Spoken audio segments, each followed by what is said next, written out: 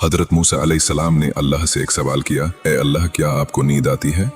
अल्लाह ने फरमाया, मूसा जाओ अपनी लंबाई के बराबर 2 शीशे लेकर आओ। मूसा अलैहिस्सलाम चले गए। वो उस आदमी के पास पहुंचे जो शीशा बनाने का काम करता था। उन्होंने कहा, मेरे कद के बराबर 2 शीशे बना दो। कुछ देर बाद शीशे तैयार हुए। मूसा अलैहिस्सलाम उन्हें लेकर कोहे तौर पर हाजिर हुए। अल्लाह ने फरमाया, ए मूसा, अब इन दोनों शीशों को अपने हाथ में पकड़कर खड़े रहो जब तक हमारा हुक्म न हो। मूसा अलैहिस्सलाम रात भर इसी हालत में खड़े रहे। शीशे हाथों में थामे हुए, लेकिन फिर सुबह होने लगी। फजर का वक्त हुआ और अचानक एक झपकी आई और दोनों शीशे जमीन पर गिर पड़े। मूसा अलैहिस्सलाम घबराकर सजदे में गिर पड़े और अल्लाह से माफी मांगने लगे, मैं तेरे हुक्म की फरमाबरदारी ना कर सका। अल्लाह ने फरमाया, ए मूसा, तुम्हें सिर्फ एक झपकी आई और शीशे टूट गए, लेकिन अगर हमें नींद आती तो कायनात का निजाम ही टूट जाता।